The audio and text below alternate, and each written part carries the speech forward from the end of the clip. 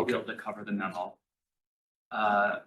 Tim, I've granted you the ability to unmute and speak, so feel free to add anything as I go through. There's a lot of detail in the memo, but I really just wanted to start off with a high level summary of what it is we're doing and what it is we're not doing.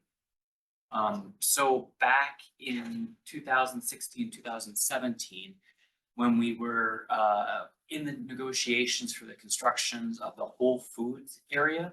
So where Whole Foods is the home goods store, Bob's Discount Furniture and Burleigh Mattress. We needed infrastructure put in, which included some of the roads that were put in.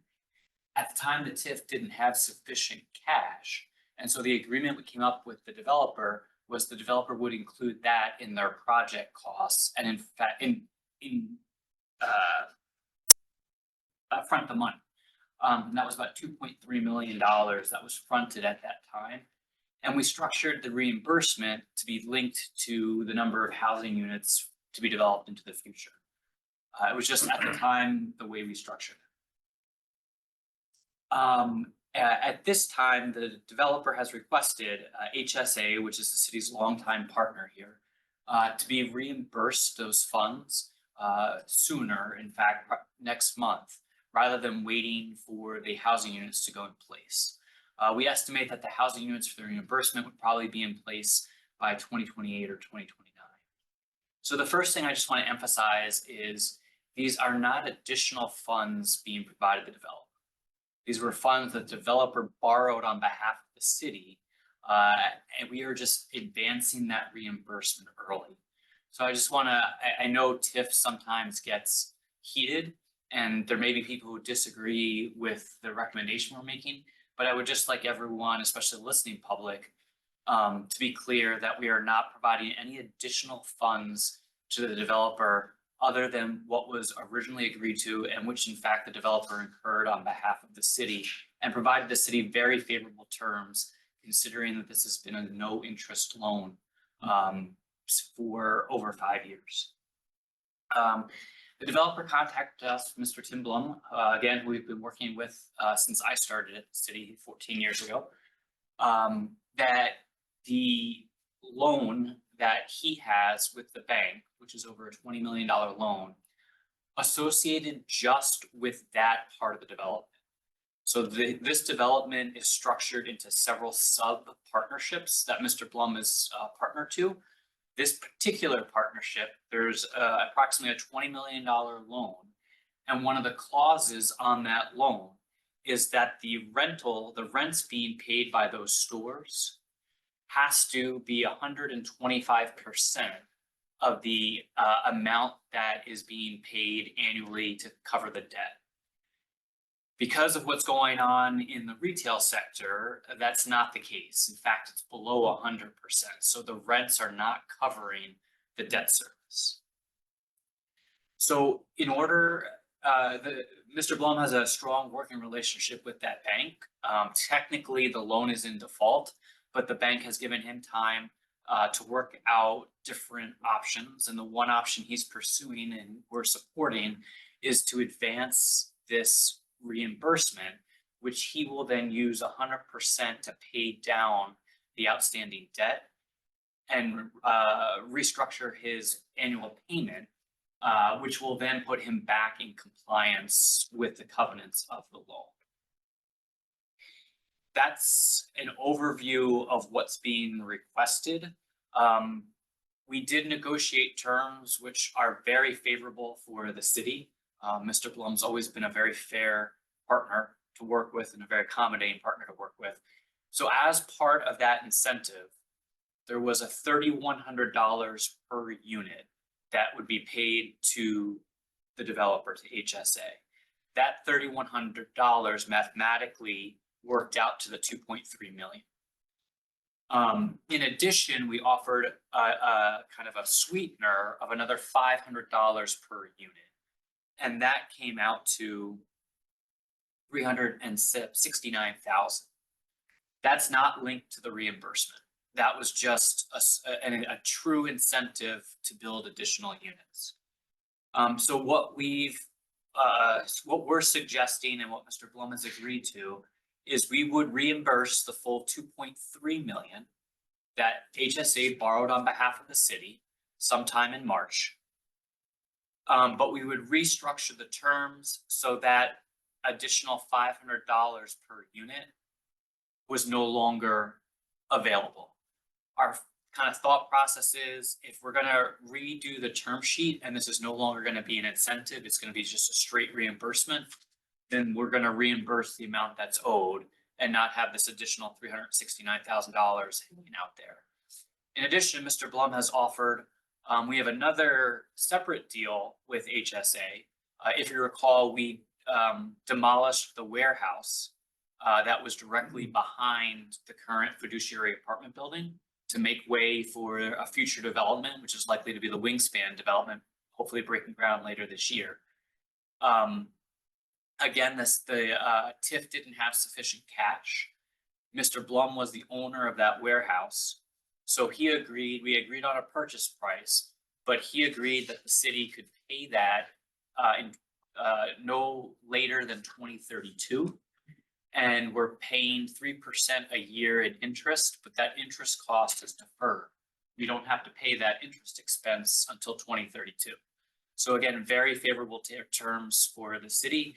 Mr. Blum has agreed, to the extent that the city needs to borrow to pay the $2.3 million, then any interest costs we incur can be credited against the interest that's accruing on that $4 million loan. By doing this, we will make up for interest we would have earned on the $2.3 million over the next 3 or 4 years had that stayed in the city's bank account. So overall, the city is made whole, and the city is holding its obligation to HSA to repay the $2.3 million that was incurred for the infrastructure. I tried to put myself in your shoes, and particularly in the listening public shoes who might be skeptical of tax incremental financing, who may be asking the question, why should the city be helping out a developer?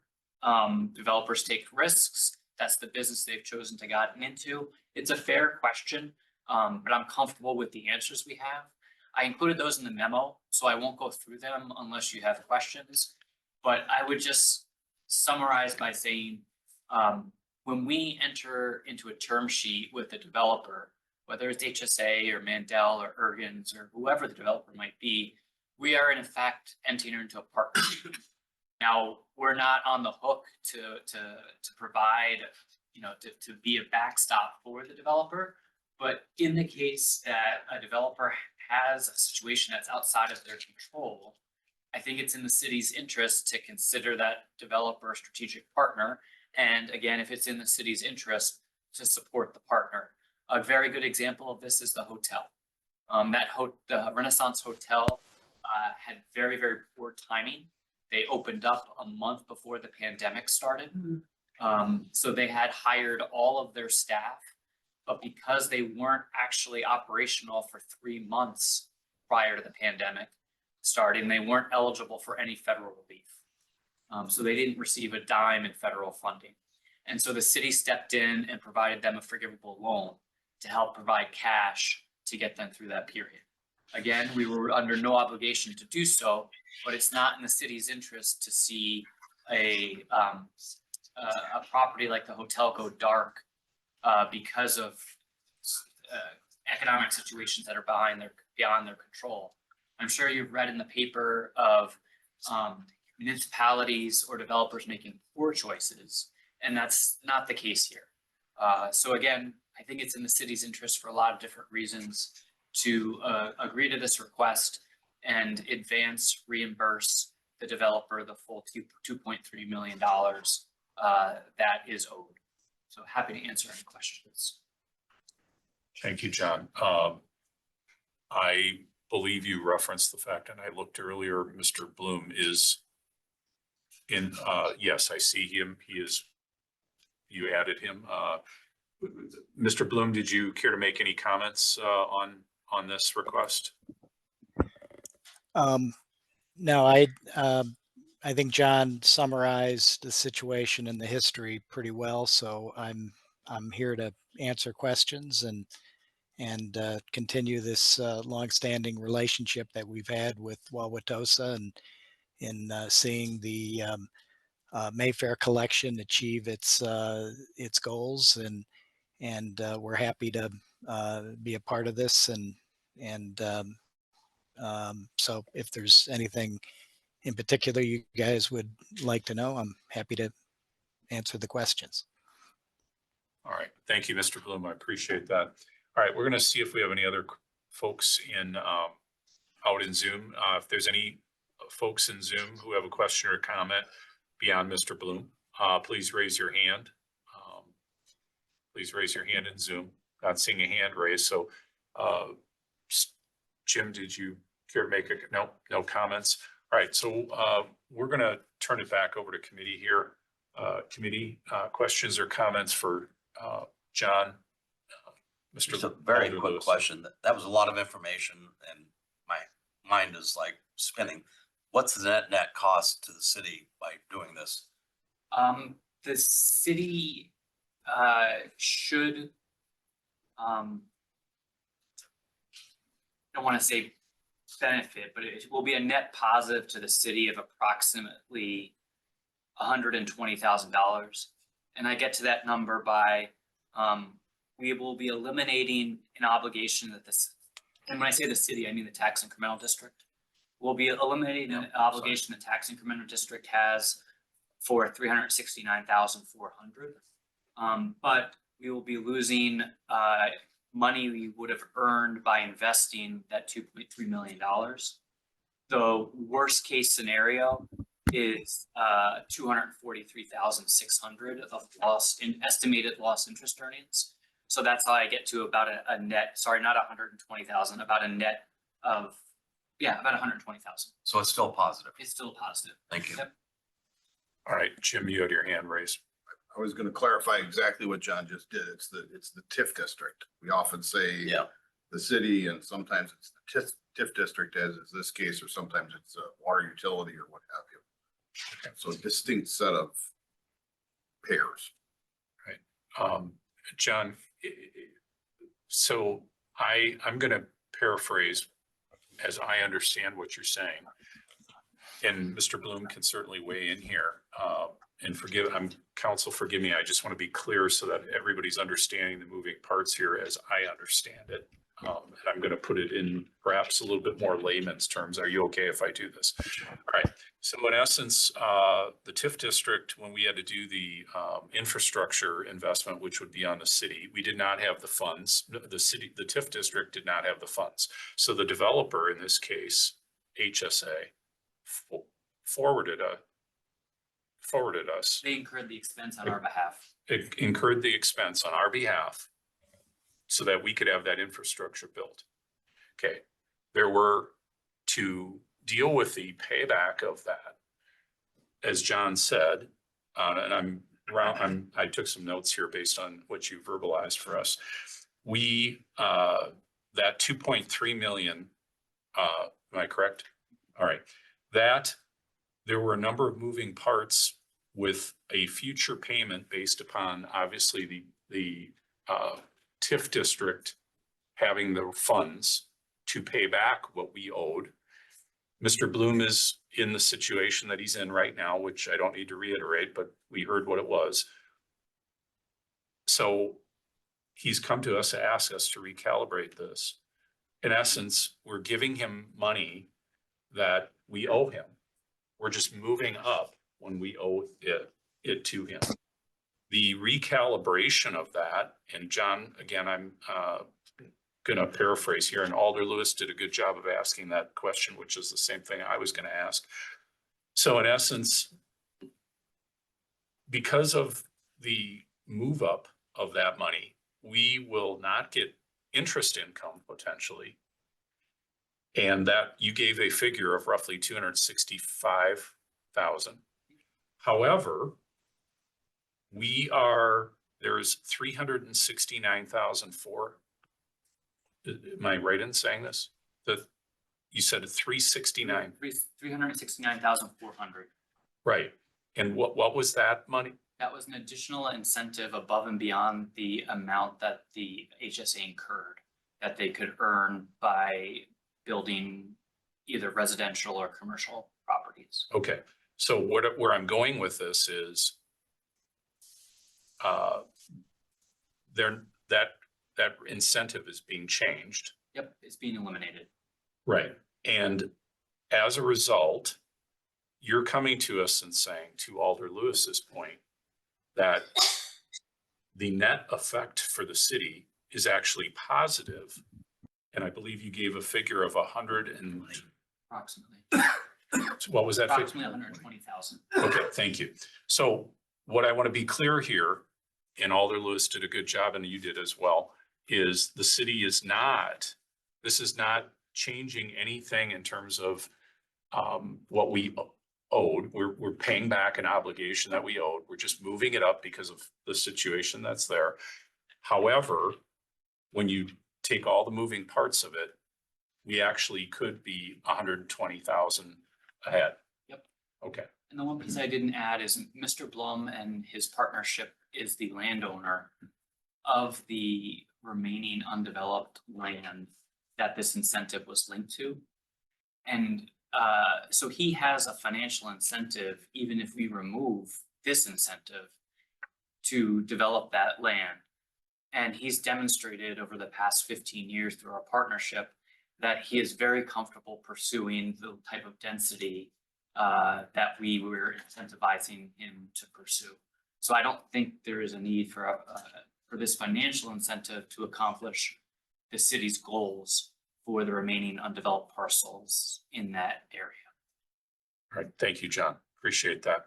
Okay. I just wanted to be clear in what I would call layman's terms that everybody understood, because the memo was very detailed and you did a great job in paraphrasing. I just wanted to be clear that my colleagues understood. Okay, you have your Just hand another up and then- very quick question. Does he have any plans for developing parcels that he still owns that are undeveloped at this point? Absolutely. We have a term sheet in place and he's received all of the planning approvals for the wingspan development, which is approximately 560 units. That's still, they're still working through construction numbers and fundraising, so they haven't broken ground on that. But we hope that to go forward.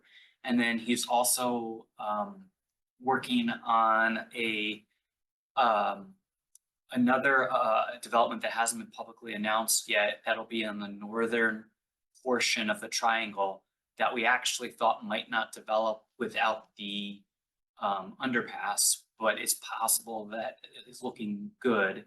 And also the retail along the highway, the original, what we refer to as the Mayfair Collection, is if not 100% full right now. Mr. Blum has indicated will be 100% full in the next couple of months. And if you want, he can speak to some of the infill areas of what's going on there, but he's been very successful in navigating some very difficult economic times. Thank you. All right. Did you have your hand up? Oh, no, Okay. I'm good. All right. So is everyone clear? Go ahead, Jim. This is probably a needless point, but I was just gonna agree with John that that extra $500 incentive is probably no longer necessary, and I think it was my idea. Okay. All right. Thank you. Thank you, Jim. We learn as we go. Okay. So Yes, I do. are there any other questions or comments on this? Otherwise, I'm going to perhaps look to Alder Lewis for, because you asked an excellent question or two there. Do you want to make a motion on this? I'll make a motion to approve the, All right. I appreciate that. So we have Alder Lewis making, that's a staff recommendation. staff recommendation. Okay. And Second. Alder Morgan is a second.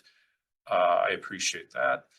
Okay, so we have any other questions or comments on this before we take a vote? I'm not seeing any hands raised. We'll take a vote. All those in favor say aye. Aye. Any opposed? Chair votes aye. That passes 7-0. So thank you, Mr. Blum.